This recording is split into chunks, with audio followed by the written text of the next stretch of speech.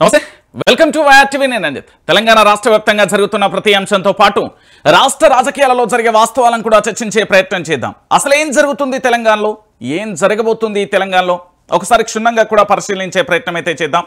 ఎందుకంటే ఇప్పటివరకు తెలంగాణ రాష్ట్ర రాజకీయాలు ఒకే వెత్తు. బీఆర్ఎస్ పార్టీ 2014 నుంచి అధికారంలోకి వచ్చిన తర్వాత ఇప్పుడు జరుగుతున్న పరిణామాలు మరోలా ఉన్నాయనేది రాజకీయ విశ్లేషకులు చాలా బలంగా కూడా వాదిస్తున్న పరిస్థితి కనబడుతుంది.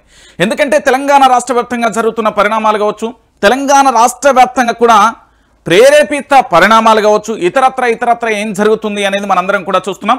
సో మొత్తానికి ఏం జరిగింది ఏంటి అనేది మనం చర్చించే ప్రయత్నం అయితే చేద్దాం. మొదటగా ఒక ప్రధానమైన ఎపిసోడ్ అయితే చూసుకుందాం. దీనికి సంబంధించి ఒకసారి మనం ఒక క్లారిటీ రావాలి తెలంగాణ ప్రాంత ప్రజలకు. ఇక్కడ ఒకసారి చూడండి, రాజాసింగ్ అనర్హతపై ఊగిసలాట. స్పీకర్కు బీజేపీ ఫిర్యాదు చేస్తుందా? ఉప ఎన్నిక ఎదుర్కొనేందుకు రెడీనా? గెలుపోటముల ప్రభావం ఎంత?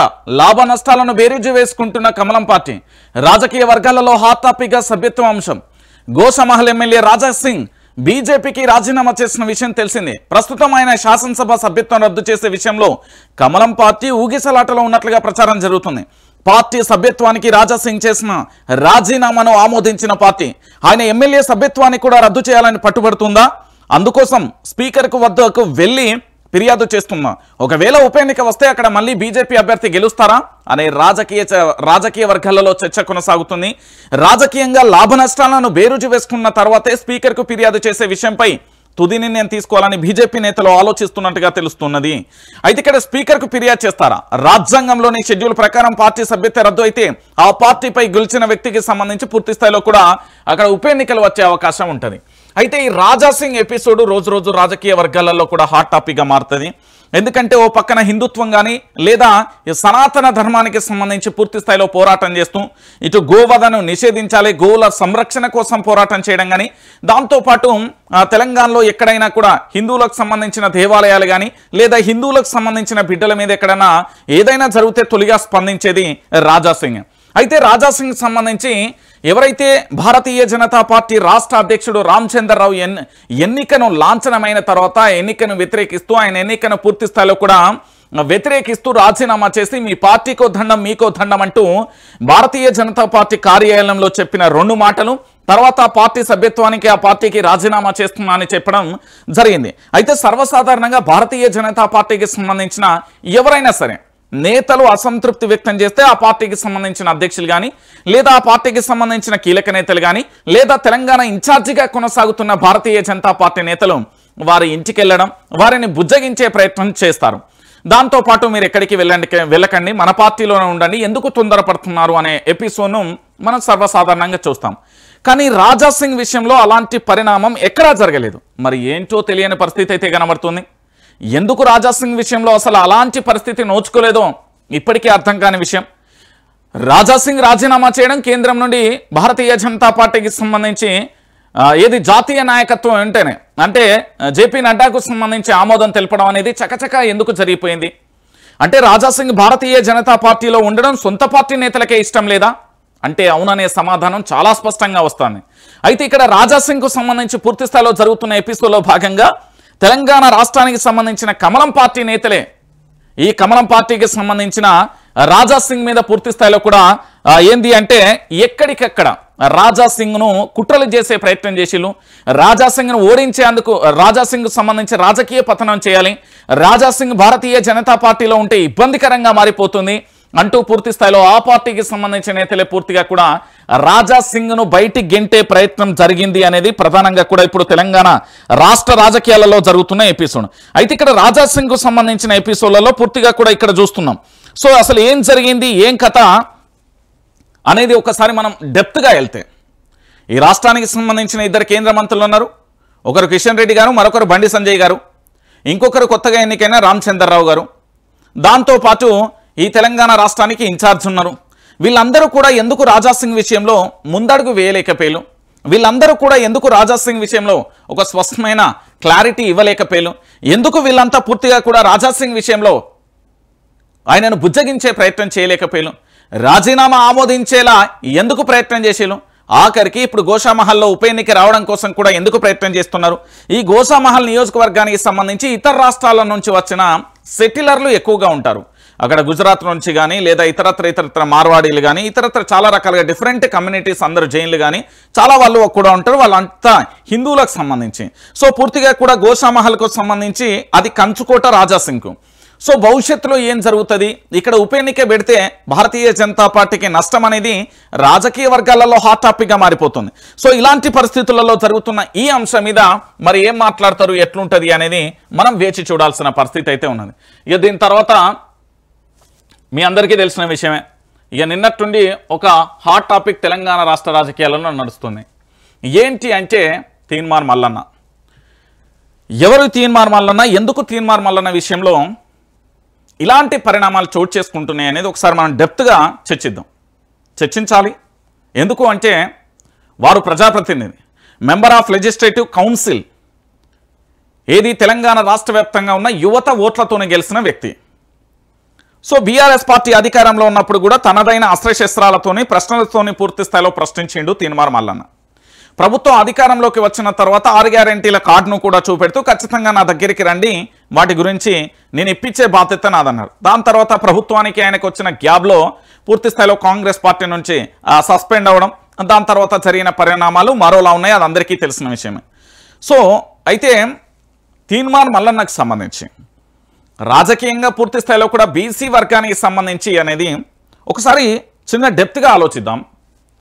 బీసీలు అయినా ఈరోజు బీసీల కోసం పోరాటమైనా, ఎస్సీల కోసం పోరాటమైనా, ఎస్టీల కోసం పోరాటమైనా, మైనారిటీల కోసం పోరాటమైనా, ఓసీల కోసం పోరాటమైనా, లేదా ఒక రాష్ట్రం కోసం పోరాటమైనా ఒక్కరు చేస్తే ఉద్యమం కాదు కదా, అది అందరూ కలిసికట్టే ఒక్కరితో మొదలై అందరితో పూర్తి స్థాయిలో ఉద్యమం జరుగుతుంది. ఈరోజు బీసీలకు సంబంధించిన రిజర్వేషన్ల విషయంలో మిగతా కమ్యూనిటీస్ అంటే మిగతా వర్గానికి సంబంధించి కూడా సపోర్ట్ చేస్తారు.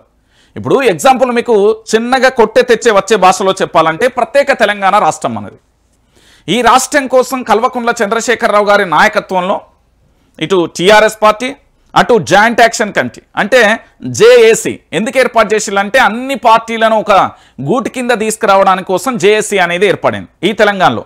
దాంతోపాటు ఇక్కడ కేవలం ఇక్కడి వ్యక్తులే కాదు, ఆంధ్రప్రదేశ్కు సంబంధించిన కొంతమంది రాజకీయ నాయకులు, మహారాష్ట్రకు సంబంధించి లేదా ఇతర రాష్ట్రాలకు సంబంధించిన వాళ్ళు కూడా తెలంగాణ రాష్ట్రానికి మద్దతు తెలిపారు. అట్లనే ఏదైనా ఒక ఉద్యమం మొదలుపెట్టినప్పుడు దానికోసం ఎవరైనా పోరాటం చేయొచ్చు, రాజకీయాలలో యాక్టివ్గా ఉన్న వ్యక్తులు ఎవరైనా పోరాటం చేయొచ్చు. అది నేనైనా మీరైనా ఎవరైనా కూడా బీసీ రిజర్వేషన్ల కోసం ప్రభుత్వం ఇచ్చిన హామీ ఏదైతే ఉందో దాన్ని నిలబెట్టుకోవాలంటూ పూర్తి స్థాయిలో తెలంగాణలో ఉన్న ప్రతి పౌరుడి మీద బాధ్యత ఉంటుంది. లేదు మా బీసీల కోసం మేమే పోరాటం చేస్తాం, మా కోసం ఎవరు పోరాటం చేయొద్దు, నువ్వు బీసీవా అంటే అది బురదలో కాలేసినట్టయితుంది. ఇంకొక విషయం మనం అందరం చూసాం, ఎస్సీ వర్గీకరణ కోసం మందకృష్ణ మాదిగకు సంబంధించి అన్ని పార్టీల మద్దతు కూడా గచ్చిండు, దాంతోపాటు ఇతర రాష్ట్రాలకు సంబంధించి కూడా కూడగొట్టే ప్రయత్నం చేశాడు. ఒక ఉద్యమం జరిగినప్పుడు లేదా ఒక పోరాటం జరిగినప్పుడు సబ్బండ వర్గాలు కూడా ఏకమైతాయి, అది అందరికీ తెలిసిన విషయమే. సో దీంట్లో భాగంగా ఇటు తీన్మార్ మల్లన్న బీసీ ఉద్యమానికి సంబంధించి శ్రీకారం చుట్టి ముందుకెళ్తున్న తరుణం, అంతకుముందు పూర్తి స్థాయిలో దళిత బిడ్డలకు సంబంధించిన పోరాటం, ఇప్పుడు అదే విషయంలో బీసీ ఎజెండాకు సంబంధించి జాగృతి వ్యవస్థాపక అధ్యక్షురాలు ఎమ్మెల్సీ కవిత కూడా పోరాటం చేసిన పరిస్థితి కనబడింది. సో ఇద్దరు పోరాటం చేసేది బీసీ బిడ్డల కోసమే, అల్టిమేట్గా 42% రిజర్వేషన్ కోసమే. అది సుప్రీంకోర్టు ప్రకారం ఏదైతే నిర్ణీత గోడగట్టిలో రాజ్యాంగంలో 50% రిజర్వేషన్లు మించకూడదు అనే పరిణామం ఎక్కడైతే ఉందో దాన్ని పూర్తి స్థాయిలో గోడలను బద్దలు కొడతామంటూ రాహుల్ గాంధీ ఇచ్చిన స్టేట్మెంట్ కానీ, అంటే ఇట్లా చర్చించుకుంటూ పోతే ఎవరైనా ఒక న్యాయబద్ధమైన అంశానికి సంబంధించి పోరాటం చేయొచ్చు. సో ఇటు ఎమ్మెల్సీ కవిత కానీ ఇటు దాంతోపాటు తీన్మార్ మల్లన్న కానీ వీళ్ళ పోరాటం పూర్తి స్థాయిలో ఉధృతంగా జరిగింది అనేది వాస్తవం. అయితే బీసీలకు సంబంధించిన ఒక ఎపిసోడ్కు సంబంధించిన విషయంలో మల్లన్న మాట్లాడిన మాట ఏదైతే ఉందో అది వివాదాస్పదంగా కాంట్రవర్సీగా మారింది. అయితే దానికి సంబంధించి ఆయన పూర్తి స్థాయిలో కూడా ఒక స్టేట్మెంట్ కూడా ఇచ్చిండు, ఏమి ఇచ్చిండు అనేది కూడా ఒకసారి మీకు చూపెట్టే ప్రయత్నం చేస్తా. ఎందుకంటే అసలు ఆ వివాదాస్పదానికి కారణమైన వీడియో కూడా దాంతోపాటు ఏం జరిగింది అనేది కూడా మనం చూసాం. అసలు ఏం జరిగింది ఇగో ఇది ఒకసారి ఇక్కడ చూడుర్రి. ఏంటి అంటే అసలు జరిగిన అంశానికి సంబంధించి ఎవరైనా పోరాటం చేయొచ్చండి, బీసీ ఉద్యమం కోసమైనా, ఎస్సీ ఉద్యమం కోసమైనా, ఎస్టీ ఉద్యమం కోసమైనా, ఓసీ ఉద్యమాల కోసమైనా, ఉద్యమం ఎవరిదైనా ఉద్యమమే. ఎందుకంటే అది ప్రజల పక్షాన న్యాయబద్ధమైనది కాబట్టి అందరం మన హక్కుల కోసం మనం పోరాటం చేయడంలో అసలు తప్పే లేదు. సో మల్లన్న చేసిన ఈ యొక్క అంశం ఏదైతే ఉందో ఇది తెలంగాణ రాష్ట్ర సర్కిళ్లలో చర్చగా మారింది. ఒకసారి వివాదానికి కారణమైన వీడియో ఏందో. కల్వకుంట్ల కవిత గారు ఆమె రంగులు గులాలు పూసుకుంటా ఉంది. బీసీలకు 42% ఆర్డినెన్స్ వస్తే నీకేం సంబంధము? నువ్వు బీసీయా? నీకు నాకేమైనా సంబంధమా? కంచం పొత్తుందా? మంచం పొత్తులు ఉన్నాయా మనకేమన్నా? నీకు నాకేమైనా సంబంధమా? కంచం పొత్తుందా? మంచం పొత్తులు ఉన్నాయా మనకేమన్నా? కంచం పొత్తుందా? మంచం పొత్తులు ఉన్నాయా మనకేమన్నా? నువ్వు పండుగ చేసుకునేది మాకు అర్థం కాదు. ఎస్, ఇక్కడ జరిగిన విషయం ఏంది? ఇప్పుడు తీన్మార్ మల్లన్న ఏమన్నారు? మీకేమైనా కంచం పొత్తుందా, మంచం పొత్తుందా? ఈ వర్డ్ ఏదైతే ఉందో అది ఇబ్బందికరంగా ఉంది. అందులో కల్వకుంట్ల చంద్రశేఖరరావు గారి కుమార్తె కల్వకుంట్ల కవితకు సంబంధించి దాంట్లో వారు 2 సార్ల పార్లమెంట్ సభ్యుడిగా, దాంతోపాటు ఎమ్మెల్సీగా, ప్రస్తుతం రాజకీయాలలో తెలంగాణ జాగృతి అనే ఒక సంస్థకు సంబంధించి, దాంతోపాటు ఇప్పుడు బీఆర్ఎస్ పార్టీకి సంబంధించిన ఎమ్మెల్సీగా కొనసాగుతున్నారు. అందులో ఆడబిడ్డ విషయంలో కొంచెం మాట్లాడేటప్పుడు ఆచితూచి మాట్లాడాలనేది వారి జాగృతికి సంబంధించి డిమాండ్. కంచం మంచం పొత్తుకు సంబంధించి ఇదే గూగుల్లో టైప్ చేస్తే నానా అర్థాలు వస్తాయి. సో ఇదే విషయానికి సంబంధించి మల్లన్న కూడా ఒకసారి స్టేట్మెంట్ ఇచ్చిండు. ఏమి ఇచ్చిండు అనేది కూడా ఇనూరి ఒకసారి ఇనూరు. ఇక్కడ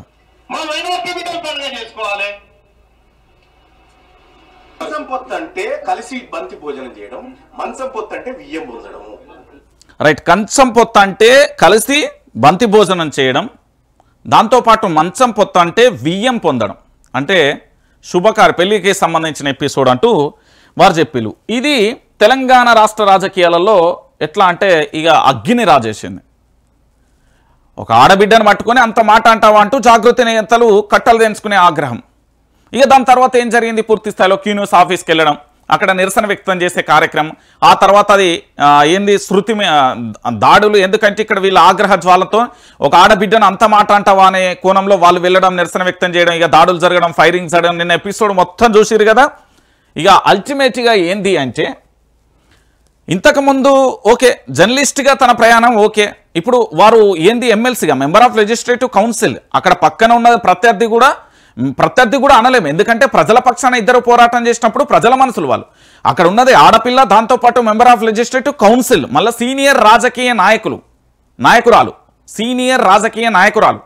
సో ఆడబిడ్డను అనే విషయంలో మనం ఆచితూచి అనాల్సిన అవసరం ఎంతైనా ఉంటుంది. సో ఈ వాదన జాగృతి నేతలకు సంబంధించి తీవ్ర ఆగ్రహాన్ని తెప్పించింది. సరే, ఇక అక్కడికి దాడికి వెళ్ళిన తర్వాత ఎవరికి గాయాలైనాయి, ఏమేం జరిగింది అనేది మీరు నిన్న మొత్తం ఎపిసోడ్ చూసే ఉంటారు. సో ఇక్కడ నేను పర్సనల్గా కానీ లేదా ప్రజల ఆలోచన ప్రకారం చెప్పేది ఏది ఉంటే ఆ వర్డ్ ఏదైతే ఉందో, సరే అది తెలంగాణలో సామెతలు చాలా ఉంటాయి, బ్రహ్మాండమైన సామెతలు ఉంటాయి, కానీ అన్ని సామెతలు అన్ని చోట్ల పనికిరావు. ఇది తెలంగాణ రాష్ట్ర వ్యాప్తంగా చాలామంది చెప్పిన మాట. ఇప్పుడు మల్లన్ననేదో విమర్శించాలి, కవితనేదో విమర్శించాలి, లేదా ప్రజలనేదో విమర్శించాలి, లేకపోతే సొంత ఎజెండా వెనక ఏ నినాదం దాగి ఉన్నదో అనేది వెనకటకు సంబంధించి ఒకటి ఉంటుంది కదా. ఇట్లా కాదు, ఇక్కడ ఏంది అంటే అది సెన్సిటివ్ ఇష్యూ. ఒక ఆడపిల్ల విషయంలో మనం ఆచితూచి మాట్లాడాల్సిన అవసరం ఎంతైనా ఉంటుంది. సామెతలు సవాలక్ష వేసుకుందాం, కానీ ఏ సామెత ఏ సందర్భంలో ఎప్పుడు అనేది మనకు చాలా అవసరం. సరే, కంచం పొత్తు మంచం పొత్తు అంటే కంచం పొత్తు అంటే కలిసి భోజనాలు చేయడం, మంచం పొత్తు అంటే శుభకార్యాన్ని పెళ్లికి సంబంధించిన మాట అనేది అంటారు. ఇక్కడ తెలంగాణలో నానుడిగా ఉండొచ్చు. అయితే ఈ నానుడి ఏదైతే ఉందో భాషాపరంగా, తెలంగాణ యాసపరంగా, తెలంగాణకు సంబంధించి ఇప్పుడు ఇది ఎంత తారాస్థాయికి పోయిందో చూసినాం కదా. చాలామంది రాజకీయ నాయకులు కూడా మొన్న ఇదే తీన్మార్ మల్లన్న వరంగల్ జరిగిన సభలో ఓసీలంతా మా ఉత్సదాగుర్రి అనే ఎపిసోడ్ కూడా ఒకటి డైలాగ్ అంటాడు. అంటే నేను చెప్తున్నా, హద్దులు నేనైనా మీరైనా ఎవరైనా అండి, ఒక వ్యక్తి యొక్క మనోభావాలకు సంబంధించి లేదా ఒక వ్యక్తిని మనం దూషించే విషయంలో కానీ చాలా ఏంది అంటే ఉన్నతంగా ఉండాలి. వారు ఎమ్మెల్సీగా ఉన్నప్పుడు వారు చేసే కౌంటర్ ఏదైతే ఉందో పూర్తి స్థాయిలో కూడా అది ఎదుటి వ్యక్తి మనోభావాలు దెబ్బతీయకుండా ఉంటే చాలా అయిపోయి ఉంటుంది. అలా దానికి సంబంధించి నిన్న జరిగిన మొత్తం ఎపిసోడ్ అంతా నిన్న మొత్తం ఇదే ఏది తెలంగాణలో జరిగే బోనాల పండుగ పక్కకు పోయింది, అన్ని పక్కకు పోయింది. సో ఇదే అంశానికి సంబంధించి జాగృతి నేతలు పూర్తి స్థాయిలో ఆగ్రహ జ్వాలలకు వెళ్ళడం, ఆ తర్వాత క్యూన్యూస్ ఆఫీస్కి వెళ్ళి ప్రతి దాడులు 100% తప్పు. దాంతోపాటు ప్రతి విమర్శలు హద్దులు మీరి చేయడం 1000% తప్పు. విమర్శలైనా దాడులైనా తప్పే, రెండు తప్పే. కానీ ఏది చేసినా ఉన్నతిగా, అంటే ఒక గొప్పగా చెప్పాలి. ఇప్పుడు చాలా రకాలుగా మనం ఏదైనా మాట్లాడుకుంటే భాష సామెతలను అల్లమని మనం అనట్లే, కానీ దాన్ని ఎదుటి వ్యక్తి గురించి ఏదైనా విమర్శ చేసేటప్పుడు చాలా జాగ్రత్తగా చేయాలనేది వాదన. సో ఈ ఎపిసోడ్కు సంబంధించి పూర్తి స్థాయిలో కూడా మీ అందరికీ తెలుసు కదా, బీసీ వాదానికి చీడ పెరుగు, మితిమిరిపోతున్న తీర్మాన మాటలు, ఏది బీసీ ముసుగులో సొంత ఏజెండా అమలు, ఎమ్మెల్సీ కవితను ఉద్దేశించి వివాదాస్పద వ్యాఖ్యలు, కంచం పొత్త మంచం పొత్త అంటూ స్టేట్మెంట్స్, గతంలో రెడ్డి సామాజిక వర్గాన్ని ఉద్దేశించి మీరు మా ఉత్స తాగండి అంటూ ఆడ డైరెక్ట్గా ఆయన బీఫ్ వేసింది కానీ నేనయ్యా తాగండి అంటూ కామెంట్లు, మల్లన్న తీరుపై మండిపడుతున్న బీసీ ఉద్యమ నాయకులు మేము దశాబ్దాలుగా ఉద్యమం చేస్తున్నాం, ఏనాడు ఇలాంటి చిల్లర స్టేట్మెంట్ ఇవ్వలేదంటూ విమర్శలు, బీసీ ఉద్యమాన్ని కలుషితం చేస్తున్నారంటూ మండిపాటు, ఎమ్మెల్సీ అయిన తర్వాత బీసీ ఉద్యమకారుడి అవతారం ఎత్తిన తీన్మార్ మల్లన్న అంటూ కూడా చెప్తున్న పరిస్థితి కనబడుతుంది. ఇంకొకటి ఏంటంటే బీసీ ఉద్యమానికి సంబంధించిన ఆర్ కృష్ణయ్య ఉంటాడు, మీ అందరికీ తెలిసే ఉంటుంది బహుశా. తెలంగాణలో ఆర్ కృష్ణయ్య తెలియని వాళ్ళు సహజంగా ఎవరు ఉండరు. ఆయన బీసీ ఉద్యమాన్ని కొన్ని దశాబ్దాలుగా కొనసాగిస్తూ వస్తున్నారు, నిన్న అయ్యాటి నుంచి కాదు. సో అలాంటి వ్యక్తులను ఆదర్శంగా తీసుకొని వాళ్ళని కలుపుకొని వాళ్ళ యొక్క ఆలోచనతోని ఇంకా బీసీ సంఘాలకు సంబంధించిన నాయకులతోని ఇంకా ఏ విధంగా ఉన్నతిగా వెళ్ళాలనే ఆలోచన పెట్టాలి తప్ప ఈ విమర్శలు ప్రతి విమర్శలు దేనికి సంకేతం? ఇప్పుడు ఎమ్మెల్సీ కవిత గారు ఉన్నారు, తీన్మార్ మల్లన్న గారు ఉన్నారు, ఇద్దరు ఎమ్మెల్సీలే కదా, వీళ్ళిద్దరు చేసేది బీసీల కోసమే కదా, మరి వీళ్ళిద్దరి మధ్యలో పంచాయతీకి ఎందుకు అలాంటి ఏంది అంటే అలాంటి పదాలు వాడాలి? కంచం పొత్త మంచం పొత్త ఇది ఏ వ్యక్తికైనా వినడానికైనా కాస్త వేరే రకంగా ఉంది అనేది, ఆందోళనకరంగా ఉంది, మనోభావాలు దెబ్బతీసే విధంగా ఉన్నది అనేది జాగృతి నేతలు ఓపెన్ స్టేట్మెంట్ ఇచ్చేసారు. ఏది తీన్మార్ మల్లన్న ఈ విషయంలో క్షమాపణ చెప్పాలనేది క్యూ న్యూస్ దగ్గరికి వచ్చిన ఎపిసోడ్. ఇక ఆ తర్వాత ఏం జరిగింది అనేది తెలంగాణ ప్రాంత ప్రజలకు తెలిసిన విషయమే. సో తీన్మార్ మల్లన్న మీద పూర్తి స్థాయిలో సస్పెండ్ చేయాలి, పదవి నుంచి వెంటనే తొలగించాలి, తెలంగాణ ఆడబిడ్డలపై అనుచిత వ్యాఖ్యల, ప్రశ్నించేందుకు వెళ్లిన వారిపై కాల్పులు, నవీన్పై హత్యాయత్నం పెట్టి కేసు పెట్టి అరెస్టు చేయాలి, శాసన మండలి చైర్మన్ గుత్తా సుఖేందర్ రెడ్డి డీజీపీ ఆఫీసులో ఫిర్యాదు చేసిన కవిత అంటూ కూడా చూసిన పరిస్థితి కనబడుతుంది. అయితే చాలా మట్టికి కూడా అక్కడికి వెళ్ళిన తర్వాత జాగృతికి సంబంధించిన నేతలకి ఎక్కువగా కూడా గాయాలైనట్టుగా తెలుస్తుంది. ఎందుకంటే నిన్న మనం అక్కడ చూసినాం కదా, జరిగిన ఎపిసోడ్ 5-6 రౌండ్ల కాల్పులు జరిగినాయట. దాంతోపాటు పూర్తి స్థాయిలో జాగృతికి సంబంధించిన నేతలకు గాయాలైనవి.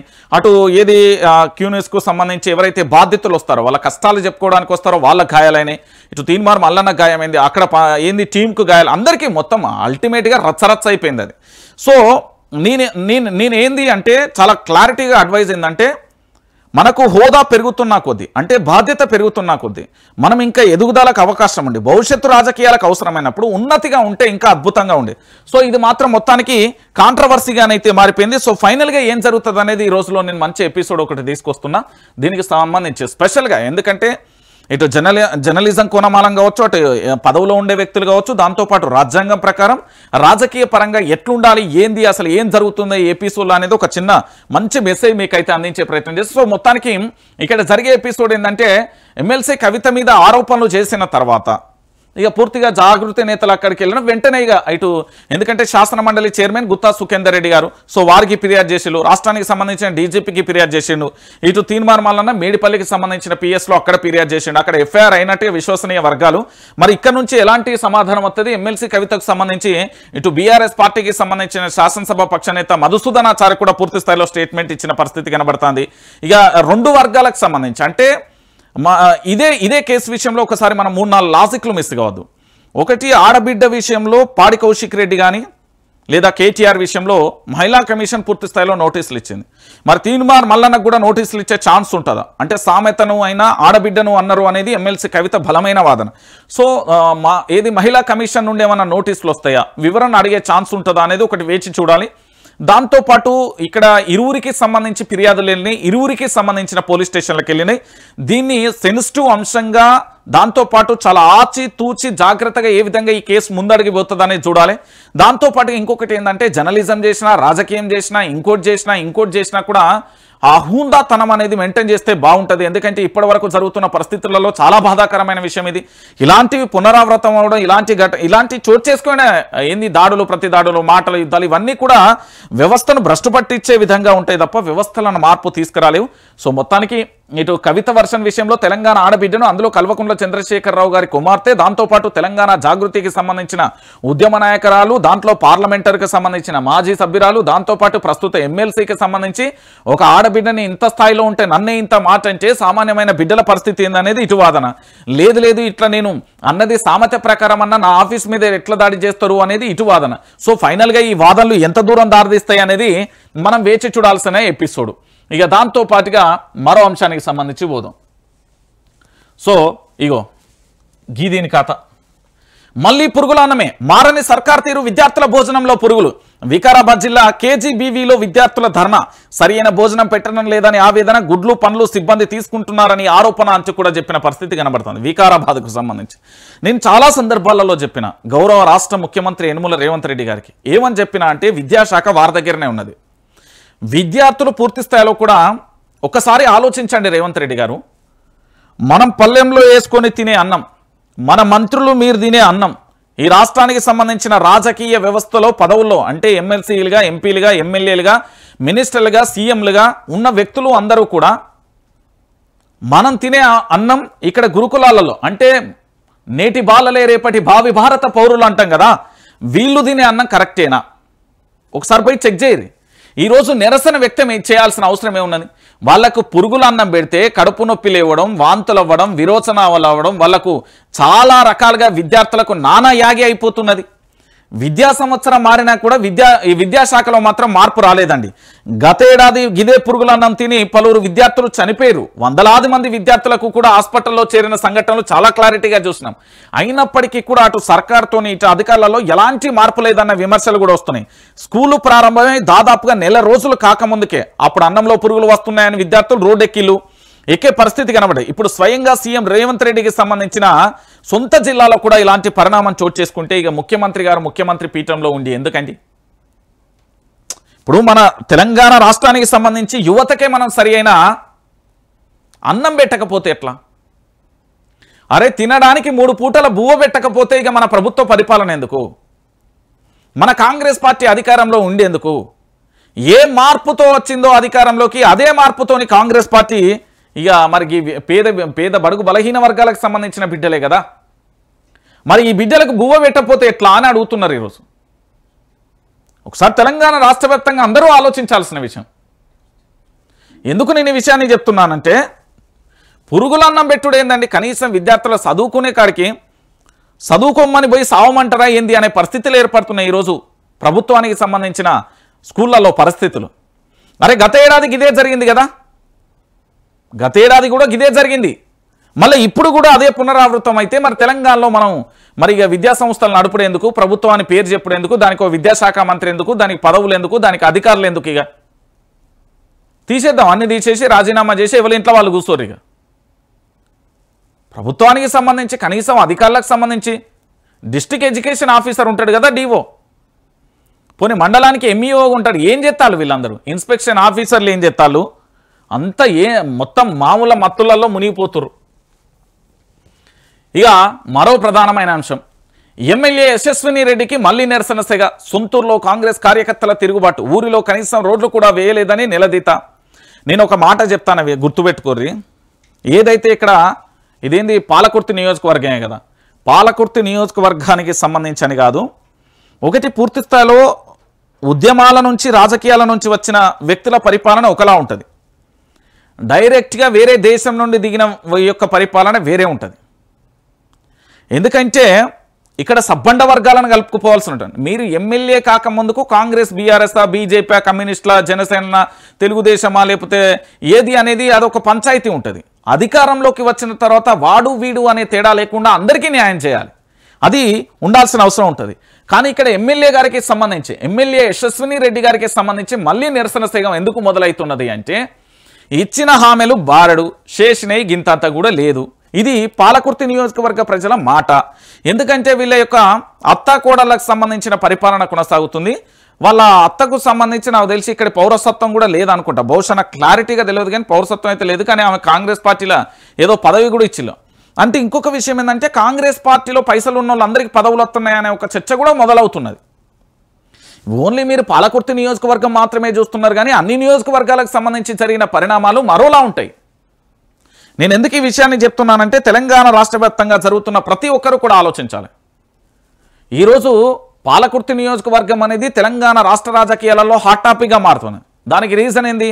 అక్కడ మాజీ మంత్రిగా పనిచేసిన ఎర్రబెల్లి దయాకర్ రావుకు ఓటమి ఎరగని నేత ఓడిపోవడం, దాంతోపాటు ఆయన అక్కడ ప్రజలకు చేసిన సేవ కావచ్చు, ఇతరత్ర కావచ్చు, అది ఆయనకు ప్లస్గా మారిపోయింది. వీళ్ళకు పూర్తి స్థాయిలో కూడా తిరుగుబాటు మొదలైంది. మళ్ళీ ఇందులో సొంత కార్యకర్తలే కూడా మాట్లాడుతున్న పరిస్థితి. సొంత కాంగ్రెస్ పార్టీ నాయకులే తిరుగుబాటు బాహుట ఎగరేసి ఏంది సంగతి, ఏం కథ, ఏం చేస్తున్నారు అనేది. అంటే ఇలా ఓన్లీ ఇది ఒక పాలకుర్తి నియోజకవర్గమే కాదు, తెలంగాణలో చాలా చోట్ల చాలా రకాలుగా గివే పంచాయతీలు కొనసాగుతున్నాయి. భవిష్యత్తులో కూడా ఇంకా భయంకరంగా ఉంటాయి. ఎమ్మెల్యేలను గ్రామాలలోకి రానియకుండా ఉండే రోజులు కూడా భవిష్యత్తులో వస్తాయి అనేది ప్రధానంగా కూడా జరుగుతున్న ఎపిసోడ్. మరి అది ఎంతవరకు వస్తాయి, ఏం కథ అనేది కూడా మనం కూడా వేచి చూడాల్సిన పరిస్థితి కనబడుతుంది. లేకపోతే పరిస్థితులు అనేది తీవ్రతరంగా మారిపోతాయనే చర్చ కూడా కొనసాగుతున్న తరుణం కనబడుతుంది. ఇక దాంతో పాటుగా మరో అంశం, ఇక్కడ చూడు ఏంది ఇది, నాడు కాల్వలలో నేడు కన్నీళ్లు. తుంగతుర్తి నియోజకవర్గం పర్సాయపల్లి స్టేజ్ వద్ద చెత్తా చెదార్థం బోసిపోయిన దర్శనమిస్తున్న 71 డిస్ట్రిబ్యూటరీ కాలువ అంటూ కూడా చూస్తున్న పరిస్థితి కనబడుతుంది. కాంగ్రెస్ సాగరానే నీటి కటకట ఎట్లా మొదలైంది? 2 ఏళ్ల కిందట వచ్చినవి కాళేశ్వరం నీళ్లు కాకుంటే అవే నీళ్లు పంటలకు ఇప్పుడు ఎందుకు పారతలేవు? ఇప్పుడు ఒక పంటకైనా నీళ్లు ఎందుకు ఇస్తలేరు? ముఖ్యమంత్రిని ప్రశ్నిస్తున్న తుంగతుర్తి రైతులు నేడు తుంగతుర్తిలో పర్యటించనున్న సీఎం రేవంత్ రెడ్డి సమాధానాలు చెప్పి వెళ్లాలని అన్నదాతల డిమాండ్ అంటూ కూడా చెప్పిన పరిస్థితి కనబడుతుంది. నేను చాలా స్పష్టంగా చెప్తున్నా, ఈ తెలంగాణ రాష్ట్రంలో ఉన్న ప్రతి ఒక్కరూ కూడా ఆలోచించాల్సిన విషయం ఏంటంటే తెలంగాణ ఇది ప్రత్యేక తెలంగాణ. 1200 మంది విద్యార్థుల ఆత్మ బలిదానంతో ఒక జనరేషన్ పూర్తిగా తమ జీవితాలను త్యాగం చేసి వచ్చిన తెలంగాణ. అలాంటి తెలంగాణలో గజానికి గుంటకు కూడా నీళ్లు వారని పరిస్థితులలో కల్వకుంట్ల చంద్రశేఖరుడు ఆధ్వర్యంలో ఇక్కడ 1 కోటి ఎకరాల మాగానికి నీళ్లు కాళేశ్వరం ద్వారా వండిని. నిజంగా కూడా ఇప్పుడు దేశంలో అన్నపూర్ణ తొలి రాష్ట్రంలో ఉండడానికి కారణం కూడా కల్వకుంట్ల చంద్రశేఖర్ రావే. మీరు అంటున్నారు కానీ సో ఈరోజు ఎందుకు రావట్లేదు అంటే కాళేశ్వరాన్ని పడబెట్టే ప్రయత్నం, లేదా బీఆర్ఎస్ పార్టీ మీద కోపమో, లేకపోతే ఇంకోటో జరుగుతున్నాయి. కానీ వాస్తవం ఏంది అంటే బీఆర్ఎస్ పార్టీ మీద కోపం ఉంటే ఉండనీరు భయ్. కానీ ఆ కాళేశ్వరం ప్రాజెక్ట్ అనేది తెలంగాణ ప్రాంత ప్రజల సొమ్ముతో కట్టింది కాబట్టి దాన్ని నిరుపయోగంగా చేయకుండా ఉపయోగకరంగా మార్చి తెలంగాణలో ఉన్న ప్రతి కాలువకు కూడా నీళ్ళు అందించడానికి వీళ్ళకేమవుతుంది? అరే మీకు ఎగ్జాంపుల్ చెప్పాలంటే తెలంగాణ ప్రాంత ప్రజలారా, బువ్వ వండి కండ్ల ముంగట ఉన్నది, దాన్ని వడ్డీయడానికి వీళ్ళు వాడిపోయి మోటార్ల స్విచ్లు ఆన్ చేస్తే కథం. కండ్ల ముంగట అద్భుతమైన ప్రాజెక్టులను పెట్టుకొని, కాల్వలను పెట్టుకొని, రిజర్వాయర్లను పెట్టుకొని, పంపు సిస్టాన్ని, బాహుబలి పంపు సిస్టమ్ ఈ ప్రపంచంలో ఎక్కడా లేదు.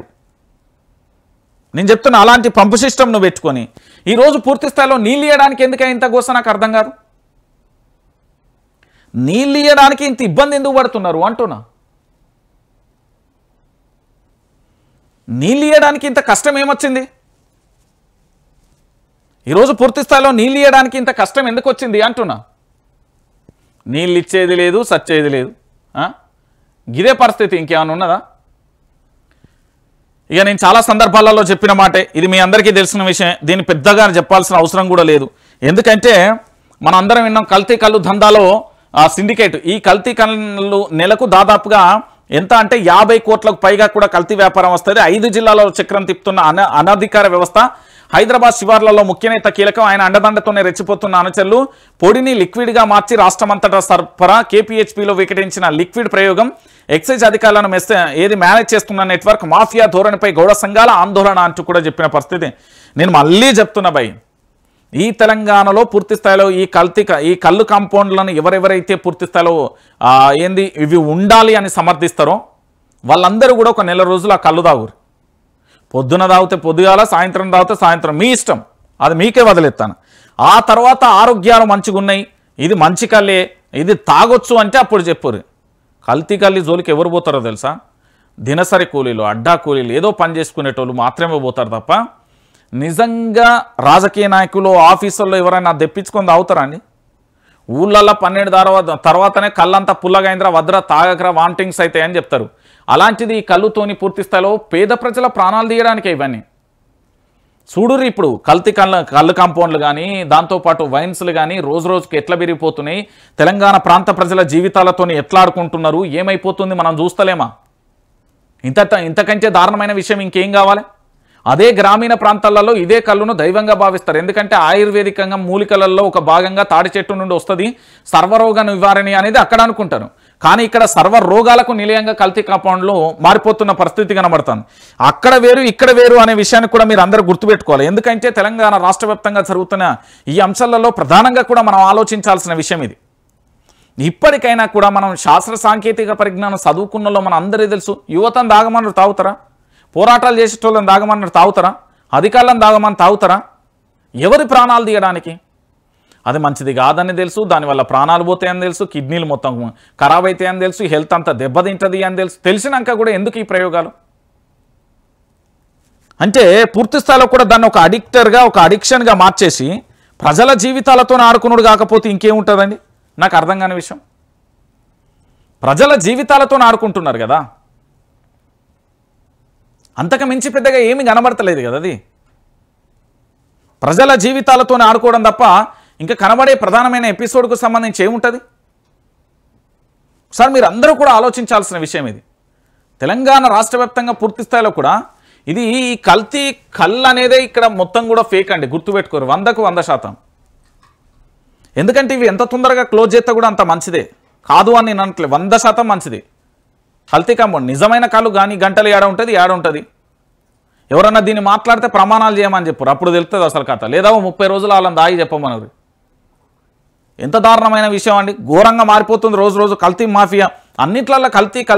కానీ అధికారులు మాత్రం మద్యం మత్తులలో తూగి చేస్తున్న పరిస్థితులు కనబడతాయి. నేనేమంటున్నానంటే ఇక్కడ కనబడుతున్న వైఆర్ టీవీ మీదే కాబట్టి ప్రజల పక్షాన్ని నిల్చుంటాం కాబట్టి ప్రతి ఒక్కరు కూడా దీన్ని సబ్స్క్రైబ్ చేసుకోరి, షేర్ చేసుకోరి, లైక్ చేయరు.